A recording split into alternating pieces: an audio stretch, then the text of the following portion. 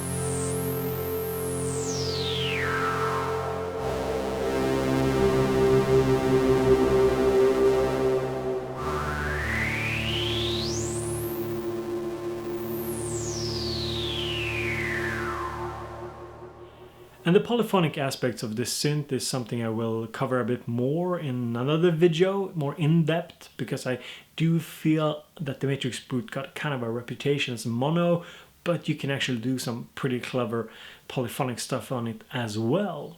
So next up, let me walk you through the different parts of this synthesizer, because there's a lot to uncover here. So first off, this is a 3 oscillator synthesizer, and it has a lot of depth to the oscillators.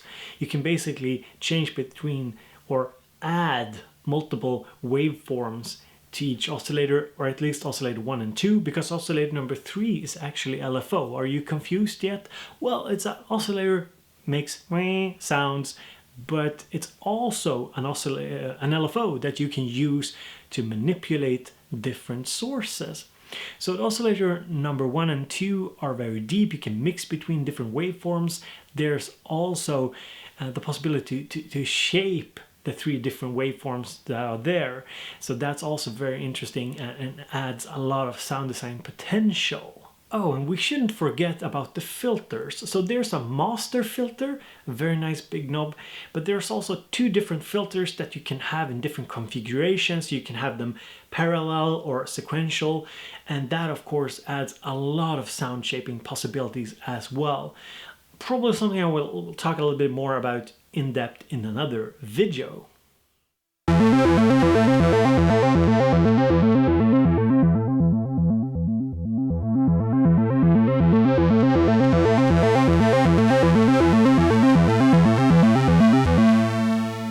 The main thing that everybody is excited about is the matrix itself. The matrix is basically an X and Y system. An X and Y, do you say axis in English? I'm not. So basically, if you go by the vertical line, that's the sources that you can send somewhere, and somewhere is the horizontal line where there's a bunch of preset destinations where you can send modulations. But there's also 4 custom destinations that you can set to whatever destination you want. You simply press the button, turn the knob that you want to have assigned to it, and boom, you have it. So it's very flexible. And this, of course, lets you manipulate stuff in different layers. So you could have an LFO sending something to change the rate of the second LFO, which in turn impacts something else, say the pitch on both of the two full oscillators, something like that. You know, there's so much to do with it. As you can imagine, it does open up for a lot of fun modulation possibilities. It's very deep.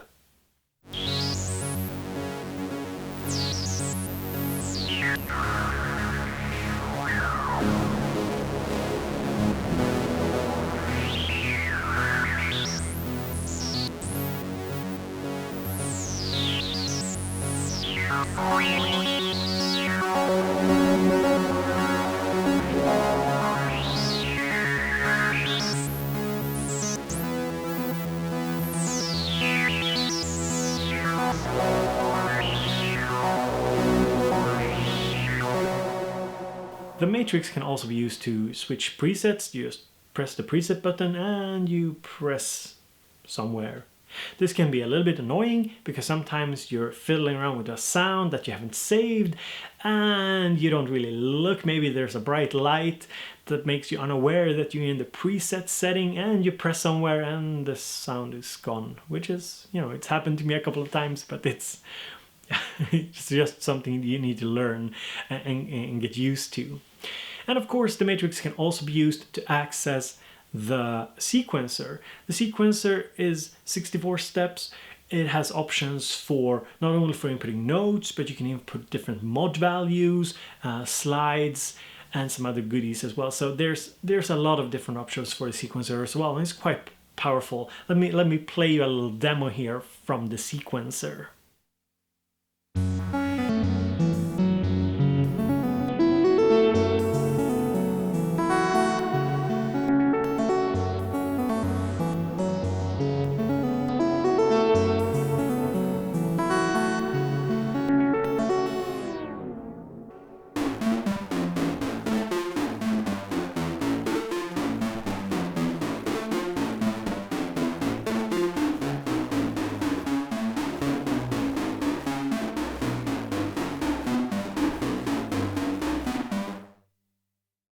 Next up, we're going to talk about effects, because as you can hear on some of the sounds, there are effects, and those are not external. The MatrixBrute actually have a couple of different really nicely sounding analog effects. Now, are analog effects something special? I would say that, as with most kind of old school sounding analog gear, it does sound quite different from something digital, something more kind of current. But it's not for everybody. Some of the effects, like chorus and flanger, does sound a little bit different from what you would expect, I guess, from coming from a plugin world. So it's an acquired taste maybe for some, but I do think they sound really good and are really interesting to add character to a sound, and they really gel very well with the sound. My favorite is the stereo delay, because it does have kind of a reverb effect as well as the delay, so it really broadens the sound on most patches. And I also think that the flanger effect is very cool as well.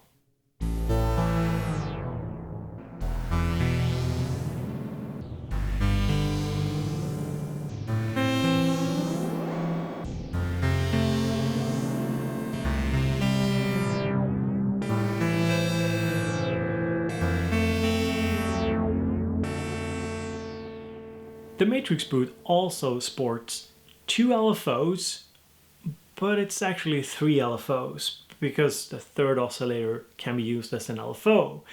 And they are kind of what you expect from LFOs. There's different wave shapes, you have the rate. On one of them you can phase it, on one of them you can add delay to it, which basically delays the LFO. So that's pretty much it. And the Matrix also has 3 envelopes. One envelope is set to the filter, one is of course for the amp, and the third one is not set to anything, so you have to mod it yourself in the mod matrix. And here again the MatrixBrute shows its strength, because these 3 envelopes are of course, usable in the mod matrix in very different ways. So it really adds to the modulation possibilities of this synthesizer. What else is there? Well, there's the noise generator, of course, and you have an external input as well that you can use. And there's a bunch of handy controls down on the keyboard for macro controlling different stuff that you can set up on the mod matrix. So that's very interesting as well, and pitch wheel, mod wheel, and whatnot. So I think that basically kind of covers it. And of course, yeah, it has an arpeggiator, which is really nice as well, that you can program it a bit. So what else is there on the MatrixBrute? Well, a lot of things, but another thing I want to talk a little bit about is the I/O. So there's MIDI I/O, there's inputs, there's expression pedal inputs, there's a big CV input and output system, which I will talk a little bit about later. But overall, there's so much connectivity as well on this synth, which is kind of says a lot about the synth in general. It's really a beast. It's so big. There's so much going on, and there's so much depth to it. The little AeroPress coffee is really good. I'm having a hard time going back to the drip coffee after introducing AeroPress with fine grind espresso beans, Lavazza, the gold ones. Lovely. So let me talk a little bit about the 3 reasons why I bought the MatrixBrute. Reason number 1 is, of course, it sounds No, I'm not going to say that the reason is because it sounds good. I mean, obviously the synthesizer sounds good, and if I wouldn't think so, I would be very stupid to buy it. If it's a sound that you like, I don't know, that's up to you. But for me, yeah, it sounds good. So that's not reason number 1. Reason number 1 is the very flexible, in-depth, modular approach to synthesis without being a modular system itself. It kind of is modular, but you know what I mean. It's not like a Eurorack or old Moog modular system with a lot of patch cables. It's basically normalized in many ways, but you can still patch things on it. And that kind of caught my attention, because if I compare it to my Moog Sub 37 sitting over there, that's a lot less modular. There's so many things I wish I could, connect together, which I can on the MatrixBrute. And connecting to the first point is also that the hands-on feel of it really makes it simple. It's not as complicated as you might think it is. Of course, this has a lot of depth, so depending on what you want to do, you need to learn a lot of things. But it's not an overly complicated synthesizer. Say you want to apply aftertouch to cutoff. You just press, you look up aftertouch, you press it, turn the knob.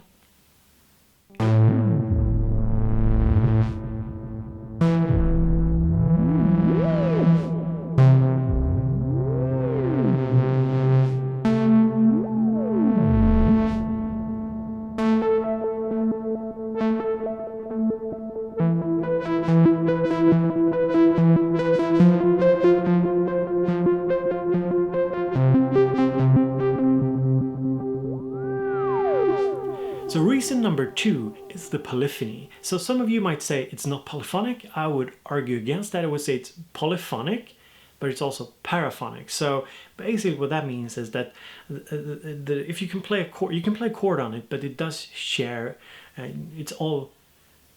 So what does that mean? Well, it means that you can play chords on it, but the chords share the envelope. So if you, for example, if you play a chord and you change a note, chances are that you kind of resets the envelope. But it does have a little bit of magic, to kind of paraphrase Mark Doty, behind it. So it depends on how you have it set up. You can like put a bass tone and you can play something on top of it semi-successfully. So it does have a lot of options. And of course I could have bought a really, a real polyphonic synth, but I enjoy having this kind of mono synth style, the hands-on feel and the sound of it, but actually being able to play chords in some fashion on it. So yeah, I hope this makes sense, but it was a big selling point for me. Number 3 on the list is maybe a little bit strange.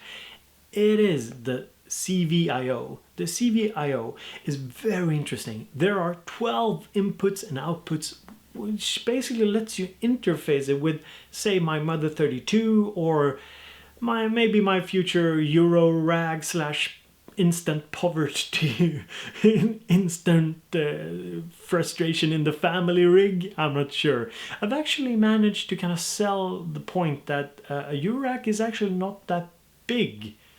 You know, of course you can build a really big wall, but it's kind of practical. So having the CVIO opens up the MatrixBrute to be a part of a larger rig. With CV, you can send an LFO voltage from an LFO to something on the MatrixBrute and modulate it, which is really interesting.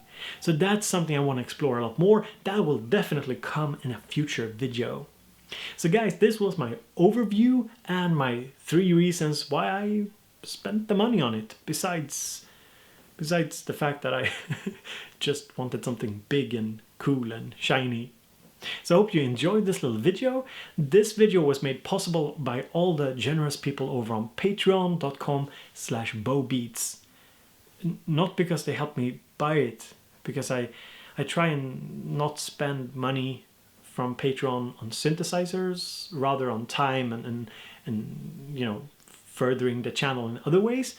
But their support is very helpful. Your support is very helpful to letting me invest time into these videos, and I just have to thank you. So thank you so much, and if you want to support me, you can check the links in the description, and I hope to see you in the next video. So now I'm going to go and drink up my coffee, and I hope you guys will have a super pleasant day. Thank you so much.